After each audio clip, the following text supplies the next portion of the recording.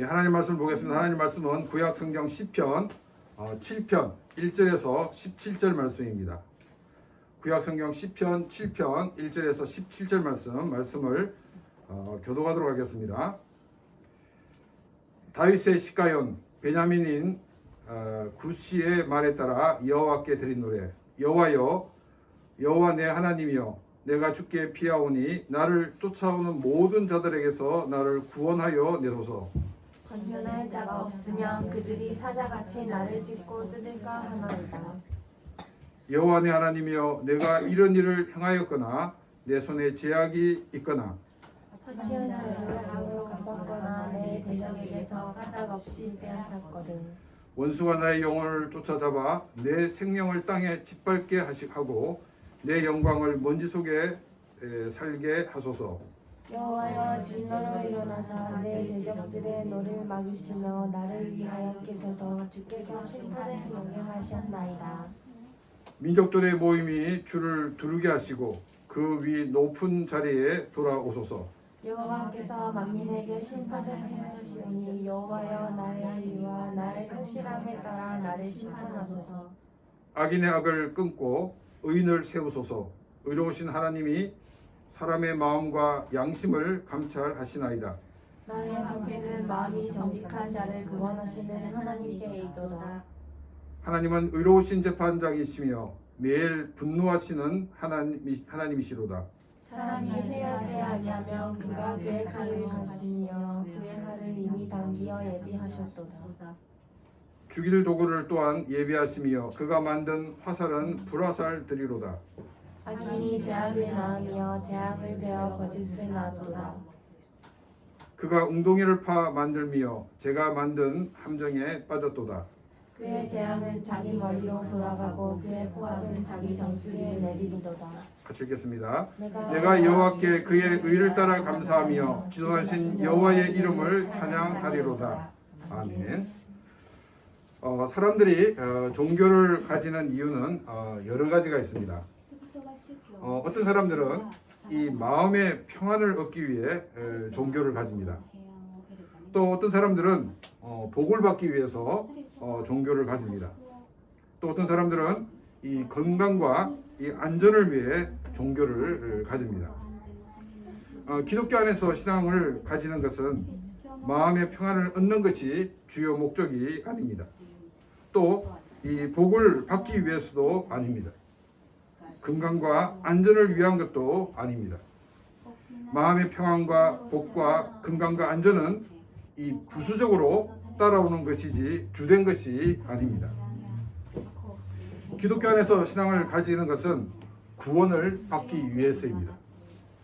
좀 더 정확히 표현하면 구원받은 사람들이기 때문에 신앙생활을 하는 것입니다. 마음의 평안과 또 복과 또 건강과 안전이 구원으로 나가는 징검다리 역할을 하기도 합니다.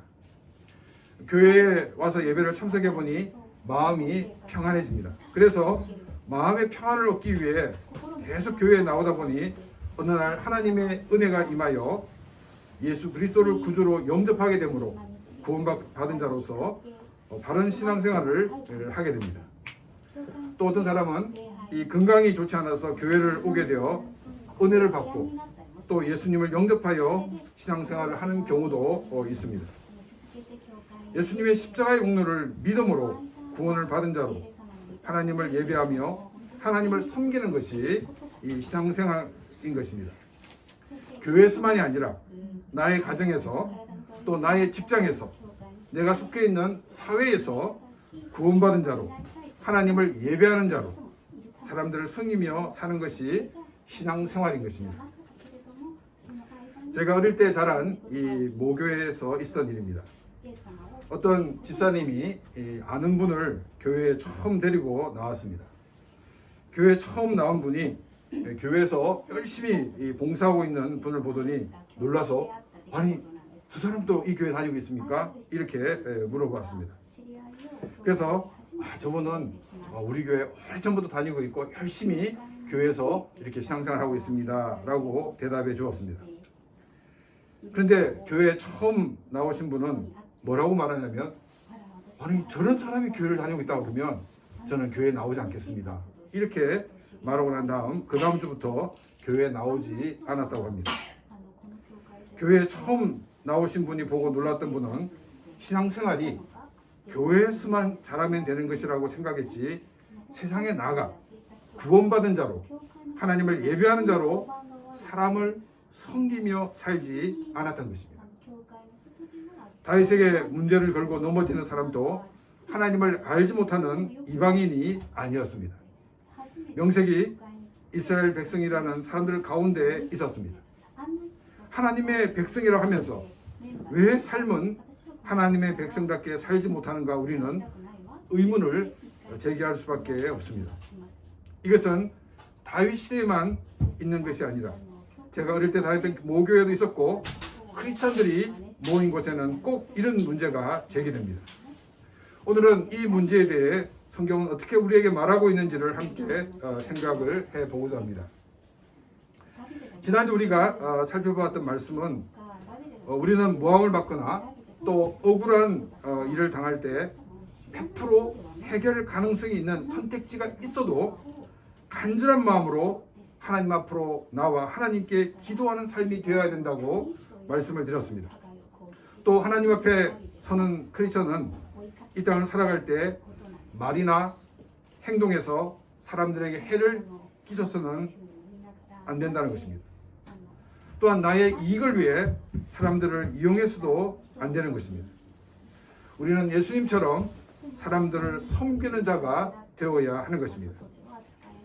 크리스천으로 억울한 일을 당하는 사람이 없도록 국가의 권력이 이 공정성을 가지고 그 공권력을 잘 사용하고 있는지도 늘 관찰해야 합니다.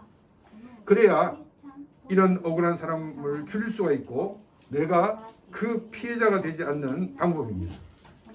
이런 피해자가 생기는 것은 힘을 가진 사람들이 자기가 힘을 가지고 있기 때문에 문제가 없는 존재라고 생각하고 있기 때문입니다. 크리스천들은 먼저 자신은 완벽한 존재가 아니라는 사실을 인정하면서 살아야 합니다. 그리고 완전하신 하나님 앞으로 나와 문제를 해결함을 받아야 하는 것입니다. 하나님 앞에 설 때 하나님은 진실의 편이시기 때문에 반드시 그 짓을 드러내신다는 걸 믿고 하나님 앞에 나와야 된다는 것을 말씀을 드렸습니다. 11절 말씀입니다. 하나님은 의로우신 재판장이시며 매일 분노하시는 하나님이시로다. 죄가 없는 가운데 이 억울하게 재판을 받는 입장에서 제일 힘든 것은 뭐냐면 판사가 공정하지 못할 때입니다. 반대로 나를 이 재판하는 재판관이 공정한 재판관이라고 이렇게 하는데 그게 굉장히 불안하다 하면은 나의 삶에 문제가 있습니다. 성경은 하나님은 의로운 재판관, 즉 어떤 사람이든지 공정하게 재판한 분이라고 말씀하고 있습니다. 두 번째는 하나님을 어떻게 표현하고 있냐면 매일 분노하시는 하나님이시다라고 말씀하고 있습니다. 우리는 이 말씀을 보면서 하나님은 늘 화가 잔뜩 나 있는 그런 분으로 이해하기가 쉽습니다. 근데 이 분노라는 히브리어는 조엠이라는 단어입니다. 근데 이 조엠은 이 분노인데 이 분노라는 그 자체가 아무런 이유 없이 생기는 것이 아니라는 것입니다. 만약 아무런 이유도 없는데 분노가 생긴다면 이 사람은 정신과 치료를 받아야 하는 사람입니다. 분노는 대개 어떤 원인이 있어서 화를 내게 됩니다. 특히 일어나서는 안 될 일이 일어나거나 또 일어나서는 안 될 일들이 반복적으로 일어날 때 분노가 생기게 됩니다. 그렇다면 어떤 것이 일어나서는 안 되는 일이며 또 어떤 것이 일어나서는 안 되는 일들이 반복되고 있는 것일까요? 좀 꽤 오래됐는데 십계명을 제가 설교할 때 이 십계명은 하나님의 형상을 지음받은 우리 인간에게는 마치 대학생에게 이 초등학교 수준의 과제나 이 시험이라고 말씀을 드렸습니다. 하나님께서 이렇게 수준을 낮추신 것은 인간이 죄로 타락하여서 하나님의 형상이 죄로 오염되었기 때문입니다. 대학생이 초등학교 1학년 산수 문제를 푼다면 이 몇 점을 받아야 정상입니까? 무조건 100점을 받아야 합니다. 만일 대학생이 초등학교 1학년 산수 문제를 푸는데 한 개를 틀렸다. 그러면 어떻게 생각할까요? 그 사람은 심각한 문제가 있다고 봐야 합니다. 아니 저는 100문제 중에서 한 개밖에 안 틀려 99점인데 왜 제가 문제가 있다고 생각합니까? 이렇게 따진다 그러면 그 사람은 정말로 심각한 문제가 있는 상태입니다. 우리 죄로 타락한 인간의 상태가 바로 이런 상태라는 것입니다. 죄로 타락한 인간은 대학생이면서도 초등학교 1학년 문제에 100점을 맞지 못하고 있다는 것입니다. 어떤 사람은 심지어 빵점을 받기도 합니다. 빵점을 면한 사람들은 왜 만점을 받지 못하냐고 물으면은 그래도 제가 60점을 맞지 않았습니까? 이렇게 따집니다. 또 빵점 받은 사람들에게는 물으면 자기 주변에 빵점 받은 사람들을 이렇게 얘기하면서 문제가 너무 어려웠어요. 이렇게 말을 한다는 것입니다. 만점을 받아야만 합격인데 이 수준을 낮추어서 하나님께 정하셔도 만점 받는 사람이 아무도 없다는 것입니다. 그래서 하나님께서는 더 수준을 낮추셨는데 이름만 쓰면 된다는 것입니다. 문제를 못 풀어도 된다는 거예요. 이름만 쓰면 내가 합격시켜 주겠다라고 말씀하셨습니다. 이것을 우리가 성경적인 용어로 얘기하면 예수 그리스도의 십자가의 공로를 믿기만 하면 구원해 주시겠다고 하나님은 말씀하셨습니다.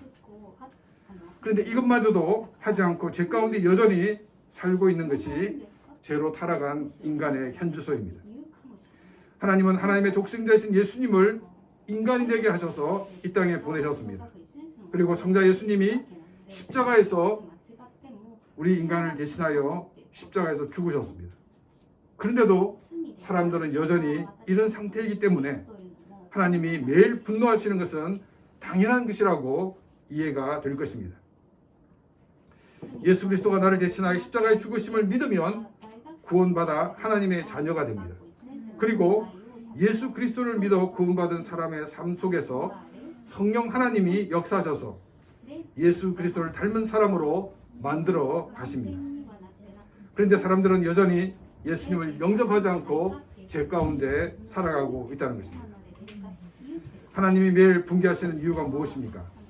먼저 표면적으로는 이 구원받았다고 하는 사람들이 하나님 백성들인데 이 하나님 백성다운 삶을 살지 않았기 때문입니다. 아무 죄를 짓지 않은 사람을 모함하여 재판을 받게 하고 그 재판도 공정성을 상실하여 죄가 없는 사람을 죄인으로 만들고 죄를 지어 감옥에 갈 사람을 무죄로 만드는 일이 있었습니다. 구원받은 하나님의 백성이라고 하면서 하나님의 백성의 삶을 살지 못하는 것은 무엇 때문이겠습니까? 이런 사람은 실제로는 구원받은 하나님의 백성이 아니기 때문입니다. 이런만 하나님의 백성이었던 것입니다. 하나님이 매일 분개하시는 이유는 이름만 쓰면 합격시키겠다는 하나님의 뜻을 무시하고 있기 때문입니다. 하나님이 준비하신 예수 그리스도를 통해 이루어 주신 그 공로를 믿기만 하면 구원해 주시고 또 성령 하나님께서 그 속에 역사하셔서 예수 그리스도를 닮은 사람으로 만들어 주시겠다고 하는데 이것을 하지 않기 때문에 그리고 또 여전히 죄 가운데 살면서 죄를 즐기고 있기 때문에 하나님은 매일 분개하고 계신 것입니다. 12절과 13절입니다. 사람이 회개하지 아니하면 그가 그의 칼을 가시며 그의 활을 이미 당기어 예비하셨도다. 죽일 도구를 또한 예비하시며 그가 만든 화살은 불화살 들이로다. 이 회개하다란 이 말은 자신이 죄인인 것을 깨닫고 예수 그리스도의 십자가의 공로를 믿는 것을 말하고 있습니다. 또 이 회개하다라는 이 말은 180도의 방향 전환을 말하고 있습니다. 하나님을 등지고 살던 삶에서 하나님을 향하여 돌아서는 것이 회개입니다. 이 회개는 예수 그리스도의 십자가의 공로를 믿지 않고서는 일어날 수가 없다는 것입니다. 우리는 이 죄에 대한 반성과 회개를 구분해야 됩니다. 하나님을 등지고 살던 삶에서 하나님을 향하여 돌아서는 것이 없는 것은 그냥 반성에 불과합니다. 하나님이 원하시는 것은 죄에 대한 반성이 아닙니다. 하나님을 등지고 살던 삶에서 하나님을 향하여 돌아서는 회개를 원하시는 것입니다. 죄에 대한 반성은 다시금 죄로 돌아가기 때문입니다. 조금 죄의 횟수를 줄일 수는 있을 것입니다. 그러나 죄의 노예에서 스스로 벗어나 자유를 얻을 수 없기 때문에 다시금 죄의 노예로 살 수밖에 없는 것입니다. 죄와의 완전한 단절은 우리가 회개할 때 일어나게 되는 것입니다. 물론 우리가 예수 그리스도를 영접함으로 한순간에 완전한 존재로 바뀌는 것이 아닙니다. 예수님을 영접함으로 그때부터 그리스도의 형상이 되어져 가는 것입니다. 이전에는 죄를 지어도 죄라는 의식이 없었습니다. 양심의 가책도 없었습니다. 그러나 예수님을 영접하고 난 이후로는 양심의 가책이 느껴집니다. 죄라는 의식이 생깁니다. 이전에는 죄를 죄라고 생각하지 않고 즐겼는데 이제는 그 죄를 가까이 하고 싶지 않게 됩니다. 이런 변화를 통해 매일매일 새로워지고 있는 것입니다. 우리가 하나님 앞에 설 때까지 우리는 조금씩 거룩해져 가고 있다는 것입니다. 12절에 보면 사람이 회개하지 아니하면 이라고 말하고 있습니다. 즉 예수 그리스도의 십자가의 공로를 믿지 않으면 매일 분개하신 하나님이 무엇을 하고 계신가에 대해서 보여주고 있습니다. 회개하고 예수 그리스도의 십자가의 공로를 믿지 않는 사람을 위해 그의 칼을 갈고 있다라고 말씀하고 있습니다. 칼의 날이 잘 서도록 준비하고 있다는 것입니다. 칼의 날을 세우는 것은 전투나 혹은 이 형을 집행할 때 한 번에 목숨을 끊기 위해서입니다. 그래서 13절에서는 죽일 도구를 또한 예비하신다라고 말씀하고 있습니다. 12절에서는 이 활을 이미 당겨 예비하셨다라고 말하고 있습니다. 그리고 또 그 화살은 불화살이라고 말씀하고 있습니다. 이 불화살은 한 사람만 다치는 것이 아니라 이 불화살로 화재가 나고 그래서 극심한 고통과 많은 피해가 나게 될 것을 말씀하고 있습니다. 회개하지 않는 자들에게 극심한 고통과 엄청난 피해를 입히게 하시겠다 하는 것이 하나님의 계획입니다. 우리가 12절과 13절을 보게 되면 하나님께서 회개하지 않는 사람들을 당장 징계한다고 말씀하고 있습니까? 아니면 징계를 준비하고 있다라고 말씀하고 있습니까? 당장 징계하시는 것이 아니라 징계를 준비하고 계신다라고 말씀하고 있습니다. 칼을 간다는 것도 준비하는 모습입니다. 활을 쏜 것이 아니라 당겨 쏠 준비를 하고 있는 모습입니다. 또한 죽일 도구를 예비하신다라고 말씀하고 있습니다. 하나님께서 회개하지 않는 사람들을 징계할 수 있는 그런 준비가 되어 있지 않기 때문에 하나님은 준비하시는 것이 아니라는 것입니다.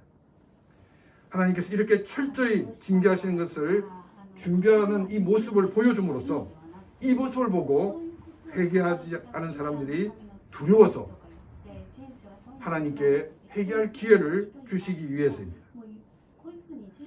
자신의 선택에 아무런 문제가 없어서 살아있는 것이 아닙니다.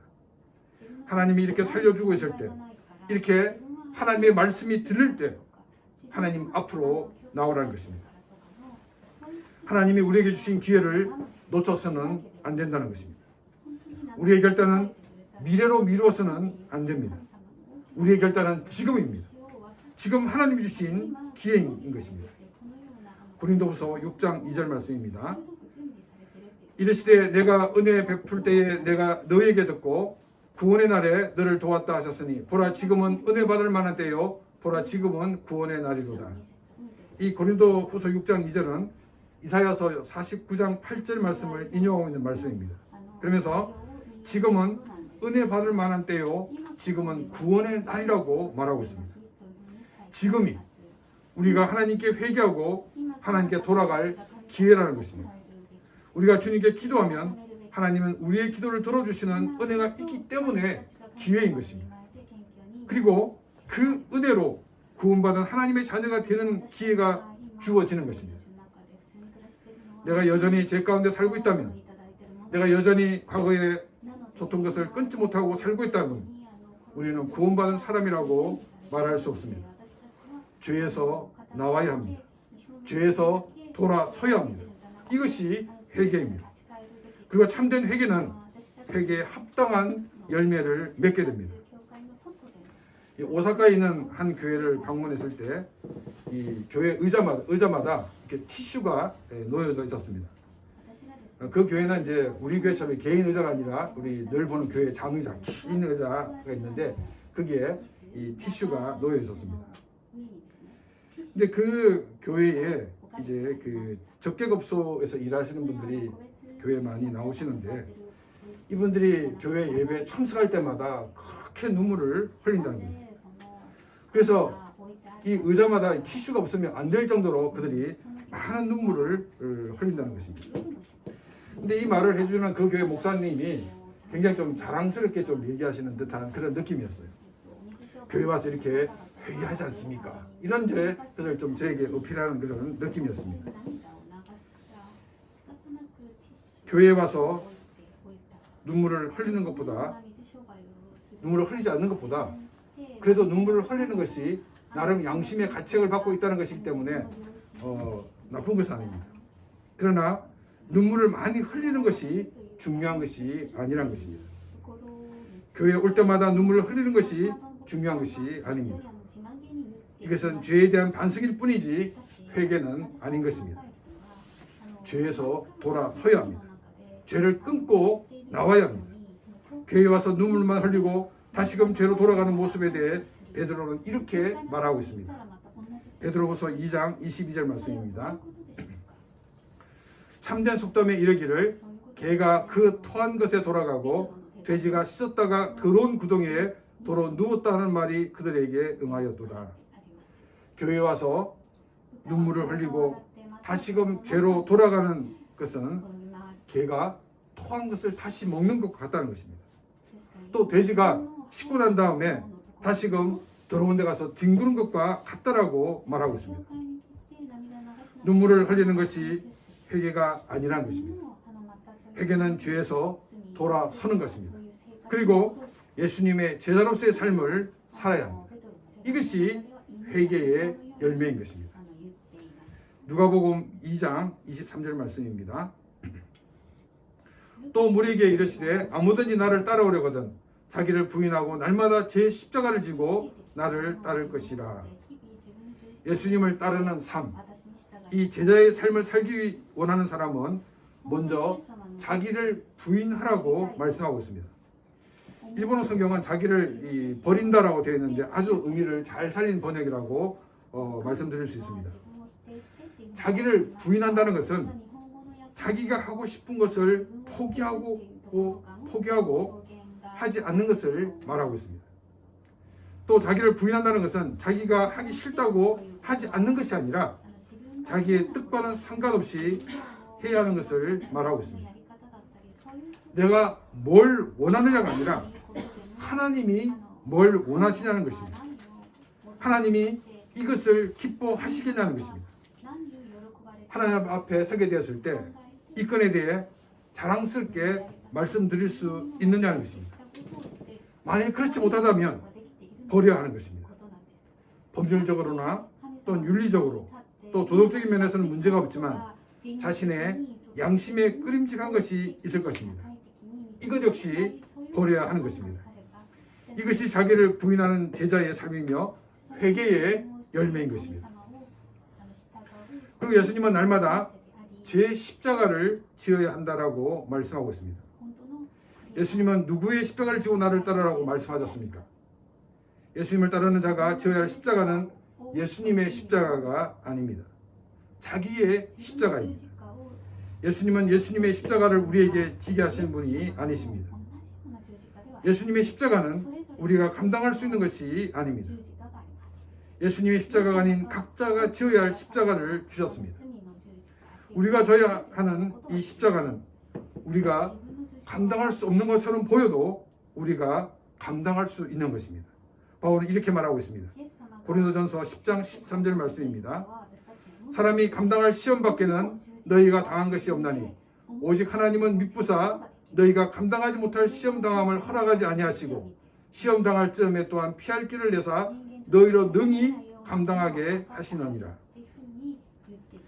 우리가 어려운 일을 당할 때 그 어려움을 우리가 감당할 수 없는 것처럼 보이지만은 하나님은 우리가 감당할 수 있는 것만 허락해 주신다는 것입니다. 또 우리가 정 감당할 수 없을 때는 하나님께서 피할 길을 열어주신다라고 말씀하십니다. 우리가 성공한 사람들을 보게 되면 이 사람은 아무런 어려움 없이 잘된 것처럼 생각을 합니다. 그래서 이 성공하지 못한 사람은 나만 이렇게 고생하는구나 이렇게 생각합니다. 그러나 성공한 사람들 뒤에는 무수한 많은 어려움이 있었고 그 어려움을 잘 이겨냈기 때문에 성공할 수가 있었던 것입니다. 그 어려움들이 성공의 그림자 뒤에 모두 가려져 있기 때문에 성공만 보여지는 것이라는 것을 우리는 기억을 해야 합니다. 하나님께서 내가 질 수 있는 십자가를 허락하셨던 것을 믿고 자기의 십자가를 지고 예수님을 따르는 삶을 살아야 하는 것입니다. 또 어떤 분들은 아니 십자가 없이 우리가 산다 그러면 더 예수님을 잘 따를 수 있지 않습니까? 라고 말하는 분도 계실 것입니다. 그런데 예수님은 각자의 십자가를 지고 나를 따르라고 말씀하셨습니다. 이 각자의 십자가는 자신을 더욱더 성숙하게 만드는 도구가 되고 있다는 것입니다. 각자의 십자가를 통해서 하나님께서 어떻게 역사하셨는가를 보여주시는 것입니다. 구약에서도 하나님은 이스라엘 백성들이 가나안 들어가기 전에 이 세 개의 이 절기를 통하여서 이것을 축으로 하나님 나라의 새로운 문화를 만들어 가도록 하셨습니다. 신약에서는 각자의 십자가를 지고 주님을 따름으로 새로운 하나님 나라의 문화를 만들어 가야 하는 것입니다. 내가 져야 하는 십자가는 어떤 경우에는 경제적인 문제일 수 있습니다. 또 내가 져야 하는 십자가는 나의 가족일 수도 있습니다. 내가 져야 하는 십자가는 자신의 성격일 수도 있습니다. 내가 져야 하는 십자가는 사람들과의 관계일 수도 있습니다. 이것을 피하지 말라는 것입니다. 믿음으로 이 문제를 해결하라는 것입니다. 경제적인 문제가 해결되지 않는다고 부도덕적이고 또 비윤리적인 방법으로 해결하지 말라는 것입니다. 믿음으로 문제를 해결하라는 것입니다. 믿음으로 문제를 해결한다는 것은 하나님께 그 문제를 맡기고 하나님의 방법과 하나님의 때를 기다리는 것입니다. 그리고 하나님께서 속히 개입해 달라고 기도하는 것입니다. 우리 자신들이 져야 하는 그 각자의 십자가를 피하지 않고 믿음으로 감당하는 주님의 참 제자의 삶이 되시기를 바랍니다. 하나님은 회개하지 않고 제자의 삶을 살지 않는 사람들을 위하여 칼을 갈고 계시고 또 활을 당겨 놓으셨습니다. 하나님이 칼을 갈고 계시는 것을 멈추게 하고 또 당겨진 이 활시를 놓게 하는 것은 우리가 회개하는 것입니다. 뒤에서 돌아서서 하나님을 향하여 서는 것입니다. 하나님께서 사람들이 회개할 수 있는 기회를 주고 계실 때에 사람들은 하나님을 찾고 하나님 앞으로 나오는 것이 아니라 오히려 더 많은 죄를 짓고 있다는 것입니다. 14절 말씀입니다. 악인이 죄악을 낳으며 재앙을 비워 거짓을 낳았도다. 하나님 주신 기회를 통해 회개하고 하나님 앞으로 나오는 것이 아니라 오히려 죄악을 낳았다라고 말하고 있습니다. 그리고 다시금 구체적으로 재앙을 비워 거짓을 낳았다라고 말하고 있습니다. 이 재앙은 히브리어로 아말이라는 단어인데 영어로는 이 트러블로 번역합니다. 사람들이 이 트러블이 원인이 되어 결국 거짓이 나오게 되었다는 것입니다. 이 트러블을 해결하려다 보니까 결국 해결하지 못하고 이 거짓으로 넘어가려는 결과가 나타났다는 것입니다. 15절입니다. 그가 웅덩이를 파 만들며 제가 만든 함정에 빠졌도다. 하나님께 회개하지 않는 자들이 하나님 주신 기회를 버리고 자기 나름대로 살 길을 만들지만 결국 자기가 판 웅덩이에 자기가 빠지는 그런 결과가 나타나게 될 것이라는 것입니다. 16절도 같은 의미입니다. 그의 재앙은 자기 머리로 돌아가고 그의 포악은 자기 정수리에 내리리로다. 하나님이 벌을 내리기 전에 회개하지 않는 사람들은 자신들이 회개하고 자신들이 계획하고 자신들이 행동한 결과로 결국 망하게 되고 말 것이라는 것입니다. 하나님이 열어놓으신 이 구원의 길을 마다하고 회개하지 않은 자들이 결국 망하게 되는 것은 자신들이 한 행동의 결과입니다. 그래서 하나님께서 그들을 구태여 찾아가서 벌하지 않는 이유는 두 가지가 있습니다. 한 가지는 뭐냐면 조금 전에 말씀드렸던 것처럼 하나님이 직접 벌하지 않아도 자기가 한 그 행동에 결국 그 결과를 자기 스스로 거두게 되기 때문입니다. 그리고 두 번째는 뭐냐면 하나님이 벌을 내리시면 순간 다 죽게 됩니다. 다 망하게 됩니다. 그런데 그냥 놔두면은 스스로 이렇게 망하게 됩니다. 그런데 시간이 주어집니다. 바로 이 시간이 그들이 회개하고 하나님 앞에 돌아올 수 있는 시간인 것을 우리는 보게 됩니다. 17절 말씀입니다. 내가 여호와께 그의 의를 따라 감사하며 지존하신 여호와의 이름을 찬양하리로다. 다윗은 하나님께 감사와 찬양으로 이 시편 7편을 마무리하고 있습니다. 재판관이 공정한 재판이라고 할 때 정말 이제 살았구나 이런 느낌을 하는 사람과 아이고 이제 끝났구나 이렇게 느끼는 사람의 차이가 무엇입니까? 공정하게 삶을 살았는가 공정하게 살지 않았는가입니다. 우리 오늘 이 시편 이 7편 11절 이하의 말씀을 통해서 굉장히 거북함을 느끼고 있습니까? 아니면 감사를 느끼고 있습니까? 우리가 거북함을 느끼고 있다는 것은 또 왜 우리가 또 감사를 느끼고 있다는 것은 무엇 때문일까요? 우리가 거북함을 느끼고 있다는 것은 아직 회개하지 않았다는 것입니다. 아직 죄 가운데 사는 것이 너무나 즐겁습니다. 그래서 혹시 하나님의 사람이 되면 이 즐거움이 빼앗길까 봐 두려워서 구원을 받고는 싶지만은 하나님의 사람으로 아직은 살고 싶지 않은 그런 사람입니다. 그러나 감사를 느끼는 사람은 회개하고 하나님 앞에 서 있는 사람입니다. 또 우리가 17절 말씀을 보게 되면 야훼라는 단어가 이 두 번이나 나옵니다. 그만큼 약속하시고 그 약속을 이루시는 하나님이심을 드러내고 있습니다. 또 17절에 감사한다는 이 말은 그 히브리어로 오데인데 이것은 그 프레이즈 영어로 그 프레이즈인데 찬양하다는 뜻입니다.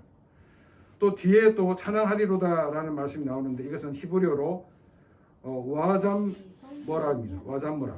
이것은 찬양으로 노래할 것이다라는 단어입니다. 그래서 이 앞에 나와 있는 그 오대는 하나님의 이름을 높이는 고백하는 것을 말하고 있고 뒤에 나와 있는 이 찬양하리로다라는 이 단어는 하나님의 이름을 노래로 찬양으로 찬송으로 높이는 것을 말하고 있습니다. 다윗은 야훼 하나님의 의를 따라 즉 하나님의 공정함을 경험하고 하나님의 이름을 높이느라고 고백하고 있습니다. 다윗은 모함으로 억울한 일을 당했을 때 너무나 답답하였습니다. 다윗은 다른 선택지를 찾지 않고 하나님께 나와 기도하였습니다. 기도를 통해 하나님은 의로우신 하나님이신 것을 알게 되었습니다. 인간에게는 불공정함이 있었지만 하나님은 공정함으로 모든 것을 판단하고 일하시는 분이라는 것을 깊이 깨닫게 됩니다. 하나님의 공정함의 기준은 믿음으로 구원받아 하나님의 의를 소유한 자가 되었는가 하는 것입니다. 하나님의 의는 죄를 향하여 가던 우리가 죄에서 돌아서서 하나님을 향하는 이 회개를 통해 받게 됩니다. 이것은 다른 말로 예수 그리스도의 십자가의 공로를 믿음으로 죄에서 용서를 받고 구원받아 하나님께서 우리를 의롭다라고 칭해 주시는 것을 말하고 있습니다. 신학적으로는 칭의라고 말합니다. 아직 100% 거룩한 사람이 되지는 않았지만 하나님은 우리를 의로운 사람이라고 100% 거룩한 사람이라고 인정을 해 주시는 것입니다. 부족하지만 죄인의 자리에 서는 것이 아니라 의인의 자리에 선자가 되었기에 이 놀라운 일을 행하신 하나님을 찬양하게 됩니다. 우리에게 중요한 것은 나는 회개한 사람인가 라는 질문입니다. 두 번째 질문은 내가 회개한 사람이라면 나는 회개에 합당한 열매를 맺고 있는가 라는 질문입니다. 우리가 회개한 사람이라면 성령 하나님이 그 속에 역사하셔서 새로운 사람이 되게 하십니다. 당장은 열매를 맺고 있지 않아도 그러나 변화가 있습니다. 죽었던 것처럼 보이는 이 나무의 가지가 봄이 되면 잎이 나고 또 꽃이 피는 것처럼 하나하나 새로워져 가고 있다는 것입니다. 만일 아무런 변화가 없다면, 더 죄로 나가고 있다면 회개하지 않는 사람입니다. 구원받지 못한 사람입니다. 하나님의 은혜를 구하시기 바랍니다. 지금은 은혜 받을 만한 때요, 구원의 날이라고 성경은 우리에게 말씀하고 있습니다. 하나님의 은혜가 임하고, 그래서 회개함으로 회개에 합당한 열매를 맺는 그런 귀한 삶이 되시기를 바랍니다. 이 시간 오늘 말씀을 생각 같이 기도드리겠습니다.